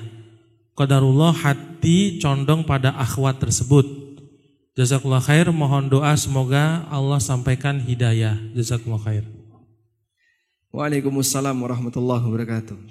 Cinta berbalut riba. Riba berbalut cinta. Andai bisa dipisahkan dua-duanya. Baik, sekarang kalau ketemu yang seperti ini, Anda punya keinginan untuk menikahi seorang akhwat, tapi itu tidak lama kan ya? Ingin segera dilangsungkan ke jenjang pernikahan. Pertama yang bisa kita sarankan, kalau memang Anda serius, lakukan khitbah dulu. Khitbah itu kunci dari awal. Ibarat kalau transaksi bayar DP. Karena kalau sudah dikhitbah, maka tidak boleh ada orang lain yang masuk. Anda kunci dulu, kasih DP dulu. Baik, datangi dikasih, kemudian khidbah.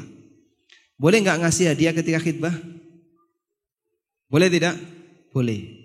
Ada banyak hadis yang membolehkan itu. Namun hadiah ini baru pindah hak milik jika terjadi pernikahan. Kalau tidak sampai terjadi pernikahan, hibah itu dikembalikan. Karena itu boleh Anda ngasih misalnya hadiah dalam bentuk pakaian yang syar'i, atau Anda ngasih hadiah dalam bentuk jam tangan. Kemudian setelah khidbah baru Anda kasih syarat. Saya ingin menikahi kamu dan saya minta syarat, tolong nanti resign dari pekerjaan ini. Itu insya Allah lebih kuat ya. Sehingga nggak perlu dakwah panjang lebar. Kalau memang ada kecocokan dan wanita ini juga tertarik dengan Anda, dia pasti akan lebih memilih untuk taat kepada calon suaminya dibandingkan tetap bekerja. Apalagi kalau sudah nikah. Kalau sudah nikah berarti Anda bisa gunakan niat kekuatan. Kalau kamu nggak resign, kita cerai. Nah itu nggak bakalan mungkin ham-him-hum lagi ya. Baik, langsung besok saya resign. Sementara muqaddimah seperti tadi, saya ingin mendakwai dia dulu. Wah itu bisa jadi hembusan setan. Karena akan terjadi pacaran terselubung di sana. Tapi Anda langsung tegaskan, saya mau nikahi kamu dan tolong resign. Nanti untuk masalah pendapatan, alhamdulillah saya sudah punya 3 perusahaan. Yang satu budidaya lele, yang satu budidaya cacing, yang satu bekecot. Perusahaan juga ya. Baik. Pertanyaan berikutnya, Assalamualaikum. Mohon maaf sebelumnya, saya pernah pacaran. Kemudian saya memutuskan untuk bertaubat. Tentu saja itu tetap melukai hati mantan saya. So sweet. Walaupun sudah saya jelaskan niat saya. Waktu berlalu, saya kerap mengetahui mantan saya melakukan hal yang tidak baik yang mencederai izzahnya sebagai perempuan. Nah, ini belum move on ini berarti ya. Bagaimana sikap saya? Sikap saya yang harus saya lakukan Ustadz. Apakah saya harus diam saja atau saya harus menasihatinya? Karena terus terang apa yang dia lakukan mengganggu saya. Baik. Waalaikumsalam warahmatullahi. Kalau sekiranya Anda masih punya ketertarikan untuk menikahinya, maka ajak dia untuk move on bareng-bareng ya. Saya sudah tobat, saya nggak mau pacaran lagi. Kamu kalau masih pengen dengan saya, kita tidak usah pacaran, tapi ke jenjang pernikahan. Masalahnya kalau masih lama gimana? Nah itu yang susah. Antum arahkan dulu dia ke komunitas yang baik. Silakan bergabung dengan komunitas ini. Di sana ada banyak akhwat-akhwat salihah, mereka belajar Al-Quran dan Sunnah. Sehingga mindset dia mungkin berubah dari situ. Sudah, pendidikan selanjutnya serahkan ke mereka. Antum fokus belajar, dia fokus belajar. Kalau ini bisa berhasil, alhamdulillah. Dan banyak beberapa ikhwan yang punya pengalaman seperti itu tapi diam-diam ya. Diarahkan seorang akhwat, diarahkan tolong kamu gabung dengan pondok putri ini. Atau ada pesantren tahfidz khusus putri di sini.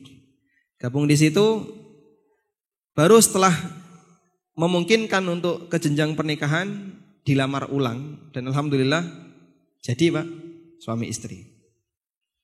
Tapi kalau misalnya dia masih belum bisa untuk berubah, Anda bisa jadikan ini sebagai pertimbangan agamanya yang kurang baik. Disuruh jilbaban tidak mau. Kalau misalnya dia diajak untuk berubah tidak mau, boleh Anda lepaskan. Ya mohon maaf kalau begitu kita sudah beda prinsip. Anda sampaikan saya belum bisa melanjutkan. Sehingga memberikan jawaban yang pasti baginya. Terus untuk pelanggaran yang sudah pernah dilakukan gimana? Anda tidak punya tanggung jawab di sana ya. Sebagaimana dia juga tidak punya tanggung jawab kepada Anda. Karena ini dilakukan antarodin, sama-sama mau. Pernah terjadi perzinaan di zaman Amirul Mukminin Umar bin Khattab radhiyallahu anhu. Akhirnya keduanya ketangkap, terus dicambuk. Selesai dicambuk, wanita ini berharap dinikahi oleh lelaki tadi. Lalu ditawarkan kepada Umar, mau nggak kamu menikahi wanita ini? Yang lelaki nggak mau. Yang wanita berharap dinikahi, yang lelaki nggak mau. Mereka zina setelah nikah atau belum nikah? Belum nikah. Sehingga yang lelaki bujang, yang wanita juga gadis, berzina. Dicambuk oleh Umar bin Khattab radhiyallahu anhu. Bukan pakai hukuman rajam tapi cambuk. Bukti kalau mereka ini belum berkeluarga. Ketika mau dijodohkan, Umar menawarkan kepada si lelaki ini tidak mau. Itu bukti bahasanya bahkan sampai pun, jangankan cuma sentuhan ya, bahkan sampai pun terjadi hubungan badan yang sudah melegalkan untuk dicambuk, masing-masing tidak bertanggung jawab terhadap kejadian masa lalunya. Karena ini dilakukan di posisi saling ridho, tidak ada pemaksaan dan seterusnya. Nah selanjutnya, apakah dia berkewajiban untuk memberikan mahar kepada si wanita ini? Wallahu alam, saya tidak tahu. Apakah ada kewajiban seperti itu atau tidak? Wallahu alam. Semoga Ustadz dan para jamaah yang datang hari ini selalu dilindungi oleh Allah. Amin. Ustadz Afan, ini ada titipan pertanyaan dari seorang teman. Dulu ada seorang ikhwan yang sudah dikhitbah oleh seorang akhwat. Gak kebalik itu? Apa adanya Ustadz ini? Apa adanya ya. Ya, dulu ada seorang ikhwan yang sudah dikhitbah seorang akhwat. Aku ya rada bingung ya. Dan sebulan lagi mereka akan menikah. Anggapnya bener ya Rek ya. Tapi karena satu dan lain hal, pernikahan tidak terjadi karena akhwat membatalkan, karena dari pihak laki-laki ayah tidak merestui memiliki menantu yang bercadar. Padahal si ikhwan mau berusaha dan mencari solusi atas permasalahan ini. Singkat cerita, selanjutnya si akhwat dinadhor lagi oleh seorang ikhwan yang lain. Dan menurut si akhwat, si ikhwan ini sangat memenuhi kriterianya dalam segi agama dan keluarga. Ternyata setelah nadhor, si akhwat mendapat kabar kalau si ikhwan sudah menikah dengan akhwat lain tanpa ada konfirmasi apakah si ikhwan melanjutkan nadhor atau tidak. Saat nadhor, ikhwan tersebut masih lajang. Apakah ini teguran dari Allah untuk si akhwat karena pernah membatalkan pernikahan? Pertanyaannya, siapa nama ikhwan itu?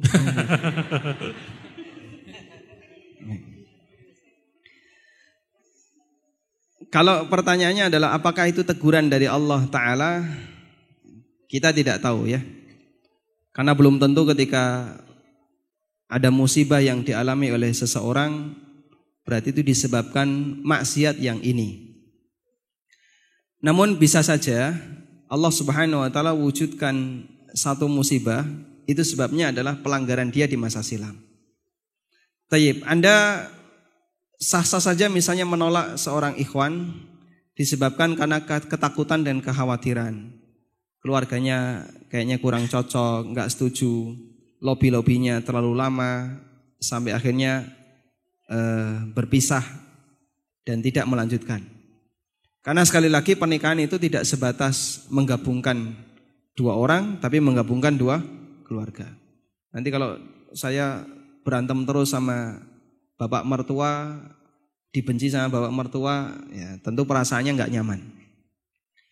Meskipun andaikan Anda lanjutkan, ya sah-sah saja dan Anda harus siap bersabar, mungkin dengan cibiran atau suasana nggak nyaman. Dan kalau misalnya Anda berani melakukan seperti itu, silakan dilanjutkan. Kemudian saya berharap Anda bisa terus bersabar. Jodoh itu kita tidak tahu di mana tempatnya. Sedikit saya tambahkan pelajaran terkait Nabi Ibrahim ya. Masing-masing kita punya keinginan dan harapan ya. Ada yang berharap kapan bisa menikah. Ada yang berharap kapan bisa punya pekerjaan. Ada yang berharap kapan bisa punya rumah. Ada yang ingin kapan bisa punya mobil. Dan aneka harapan yang lainnya. Kita meyakini kalau harapan ini terwujud, nampaknya saya akan semakin bahagia.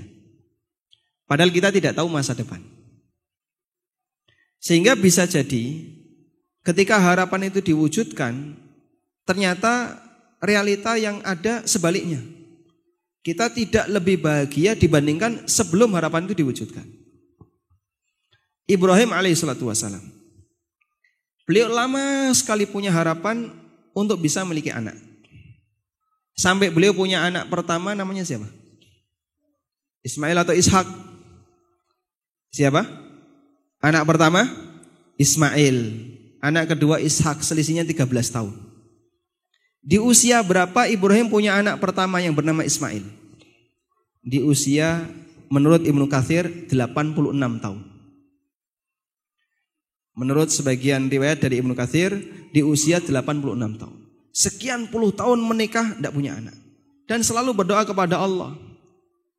Rabbi habli minas salihin, ya Allah anugerahkanlah untukku anak yang saleh. Beliau sering berharap kepada Allah seperti itu. Begitu beliau punya anak Ismail, ternyata Allah kasih ujian yang jauh lebih berat dibandingkan sebelumnya. Anak Ismail lahir, masih bayi merah, diperintahkan, kamu harus berpisah dengan anakmu, taruh dia di sebuah lembah tanpa kehidupan. Tega enggak? Anak yang selama ini beliau harapkan, beliau idam-idamkan, tiba-tiba diperintahkan oleh Allah, pisahkan kamu dengan anakmu, ditaruhlah di kota Mekah. Lembah tanpa kehidupan. Tapi Ibrahim mengikuti perintah itu. Ismail diantar ke sana. Ya tentu dengan perasaan yang sangat sedih. Untuk membuktikan mana yang lebih kamu cintai, Allah ataukah anakmu. Ibrahim berhasil sukses dengan ujian itu. Ismail ditaruh di kota Mekah, ditinggal sama Ibrahim. Setelah Ismail beranjak besar, Allah perintahkan untuk apa? Disembelih. Yang selama ini diharapkan bisa membersamai anaknya, tiba-tiba turun wahyu, sembelih anakmu. Wah, lebih berat lagi Pak. Itu ujian yang dihadapi Ibrahim, ujian untuk menjalankan perintah Allah. Untuk melihat apakah kamu lebih cinta Allah ataukah cinta sama anakmu. Kita tidak mungkin dikasih ujian dalam bentuk perintah, karena kita bukan nabi. Tapi kita dikasih ujian dalam bentuk takdir. Anda berharap kapan bisa menikah, akhirnya Anda dikasih oleh Allah kesempatan untuk menikah. Selesai nikah, banyak sekali ujian-ujian, bertubi-tubi. Dulu sebelum menikah, gak sampai seperti ini. Tidak sering menangis, tidak sering sedih. Tapi setelah nikah, lebih sering sedih, lebih sering nangis. Isinya tiap hari cuman pusing. Bukannya kebahagiaan yang Anda dapatkan, tapi banyak kesedihan yang Anda dapatkan. Lama gak punya anak, sampai sekian belas tahun dikasih anak. Belum tentu itu awal kebahagiaan, bisa jadi itu awal kesedihan. Sakit-sakitan, bolak-balik masuk rumah sakit, kegiatan terganggu, sampai akhirnya dia dikeluarkan dari perusahaan karena gak pernah masuk, nunggui anaknya. Sampai dia punya utang dan seterusnya, aneka ujian yang lainnya. Kita tidak tahu. Makanya dalam masalah ini sebaiknya jangan terlalu memaksa ya. Kita mengalir dengan takdir Allah dan silahkan mencari yang terbaik untuk kehidupan kita. Tapi masalah hasil itu tidak perlu terlalu dipaksakan. Seperti apa yang pernah disarankan oleh sahabat Hasan bin Ali radhiyallahu anhu, cucu Nabi sallallahu alaihi wasallam. Manittakala ila khairi ikhtiyarillahi lahu lam yatamanna syai'a. Siapa yang pasrah terhadap pilihan terbaik yang Allah berikan untuknya, dia tidak akan berangan-angan untuk mendapatkan sesuatu yang bukan miliknya. Sudahlah, kalau memang belum jodohnya, santai saja. Insya Allah masih banyak kumbang yang lain, kan gitu ya. Kalaupun kumbang yang ini pergi, masih banyak calon yang lain. Bukan hanya satu lelaki yang belum menikah, masih banyak calon-calon yang lain. Wallahu a'lam. Baik, masih ada waktu, kita selesaikan beberapa pertanyaan di sini. Ustadz mau tanya, ketika ada ikhwan mencat akhwat lewat IG atau WhatsApp, lalu si ikhwan pernah sekali bertemu dengan akhwat. Setelah pertemuan itu, selanjutnya si ikhwan langsung meminang atau mengkhitbah si akhwat kepada keluarganya. Selama proses perkenalan hingga menikah, mereka selalu berkomunikasi lewat DM atau chat.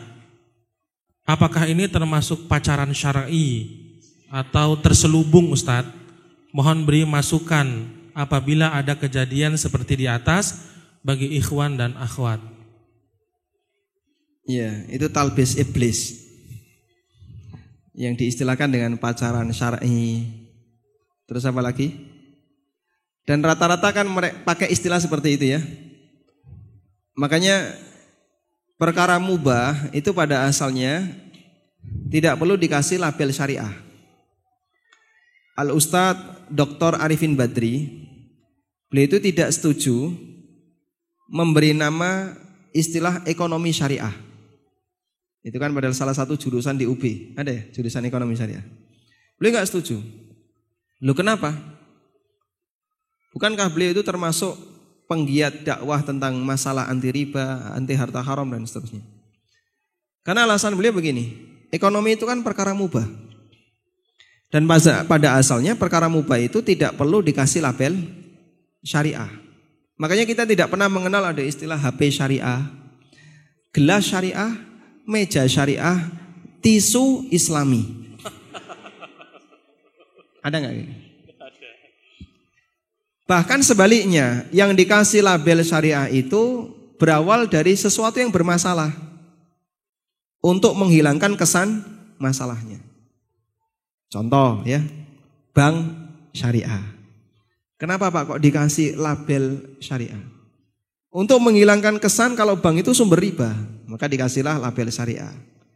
Biar orang mau percaya kalau kita ini sudah tidak ada ribanya. Contoh yang lain, hotel syariah. Kenapa dikasih label syariah? Untuk menghilangkan kesan bermasalah. Karena umumnya orang memandang, oh hotel itu tempatnya kayak gitu mas. Kalau nggak dipakai untuk mendem, ya dipakai untuk perbuatan yang nggak karuan. Akhirnya dikasihlah label syariah untuk menghilangkan kesan buruknya. Dan seterusnya. Makanya biasanya label syariah itu diberikan untuk sesuatu yang awalnya bermasalah. Sehingga nanti kedepannya akan ada diskotik syariah, kafe syariah, tempat karaoke syariah, termasuk pacaran syariah ya. Pacaran yang islami itu adalah pacaran setelah akad nikah. Sehingga boleh enggak Ustadz pacaran islami? Oh silahkan akad nikah dulu, nah, baru boleh ya. Baik. Assalamualaikum Ustadz, saya mau bertanya soal poligami. Menikah yang lebih dari sekali. Apa hukumnya poligami namun yang tidak memenuhi syariat Islam? Seperti mohon maaf, suami ingin mencari istri yang lebih cantik atau bahkan lebih segala-galanya dari istri yang pertama. Sedangkan sang istri adalah istri yang bisa terbilang istri yang solihah dan selalu taat pada suaminya. Apakah suami seperti ini tergoda oleh syahwat wanita di luar? Dan bagaimana cara menyikapi suami seperti ini? Trims. Apa adanya ya. Jawabannya apa itu? Allah alam Ustaz. Syukron. Syukron. Baik. Ibu nggak usah takut ya, izinkan saja. Saya yakin nggak ada akhwat yang mau. Karena yang dicari kan tadi apa? Lebih dari segala-galanya. Segala-galanya. Yo suge ya. Lulusan kedokteran, anaknya pejabat, anak tunggal, bapak wis arep mati. Pewaris satu-satunya, warisan. Warisannya. Kemudian cantik, hafidhoh. Saya yakin nggak bakalan ada akhwat yang mau dengan suami ibu. Jadi kalau ibu misalnya suaminya minta mau poligami, ibu kasih kriteria. Saya mau dipoligami asal calon istri kamu adalah 1 hafidhoh, 2 dokter, 3 anaknya pejabat, yang keempat cantik, yang kelima langkai dulu mayat saya. Dengan kriteria yang mustahil dia bakalan nemu. Kriteria yang ke-7 gila. Nah itu. Jangan gitu ya mak. Saya pengen cari seorang wanita yang gak matre. Baik, banyak yang kayak gitu Pak. Wanita yang gak matre itu gak shopping, gak jalan-jalan, tidak suka keluar rumah, nggak ada nafasnya.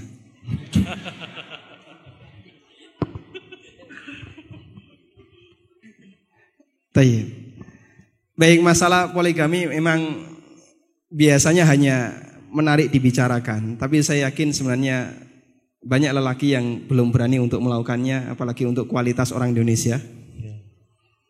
Sehingga Anda buat santai saja ya. Ada salah satu istri seorang ustadz yang beliau bilang seperti ini. Bukan istri saya ya. Seorang ustadz di Jogja. Termasuk guru saya. Sudahlah, pokoknya saya tawakal kepada Allah. Namanya jodoh ada di tangan Allah. Jadi kalaupun suami saya berharap mau poligami, kalau memang Allah tidak izinkan gak bakalan terjadi. Sehingga beliau santai saja. Betul suaminya poligami. Gak bertahan lama Pak, paling cuma 2-3 bulan ada masalah cerai. Dia makin bahagia. Wah, terbukti kan? Kalau memang belum jodohnya gak bakalan terjadi. Sehingga untuk ibu-ibu dalam masalah ini jangan terlalu menghantui diri Anda. Betul kayak gitu ya? Buat santai saja daripada bingung mikir poligami, mending bingung mikir corona. Agar bisa dilakukan tindakan preventif dan promotif tadi ya. Atau daripada mikir seperti itu, Anda mikir, kenapa saya belum berhasil menghafalkan juz amma, saya belum berhasil menghafalkan Al-Quran dan seterusnya. Para istri Nabi SAW juga mengalami kekhawatiran yang sama. Ketika Rasulullah SAW mendapatkan informasi Abu Salamah meninggal dunia, Aisyah itu sudah khawatir. Jangan sampai Nabi SAW ketemu Ummu Salamah. Karena menurut cerita, Ummu Salamah itu cantik sekali. Aisyah juga belum pernah ketemu Ummu Salamah. Kemudian apa kata Aisyah? Ketika saya ketemu Ummu Salamah, saya kaget. Ternyata dia lebih cantik dibandingkan yang saya bayangkan. Sampai dia berharap sekali, jangan sampai Nabi SAW ketemu Ummu Salamah. Namun akhirnya Allah Subhanahu Wa Taala pertemukan beliau dengan Ummu Salamah. Aisyah cemburu. Apa kata Zainab? Sebenarnya kamu itu lebih cantik dibandingkan Ummu Salamah. Tapi kenapa kok dia komentar? Ternyata dia lebih cantik dibandingkan yang saya bayangkan. Itu karena bayang-bayang cemburu. Hingga ketika Nabi SAW punya istri sejumlah 9, Allah Ta'ala turunkan wahyu, sudah gak boleh nambah lagi. Itu ada di surat Al-Ahzab kalau tidak salah ya. Punya ayatnya saya agak lupa. Nanti Anda bisa cari di surat Al-Ahzab. Allah turunkan wahyu, setelah ini kamu sudah gak boleh nikah lagi. Dalam rangka untuk menenangkan hati para istri Nabi SAW. Dan mereka ini yang jumlahnya 9 menjadi istri terakhir beliau sampai beliau wafat. Sallallahu alaihi wasallam.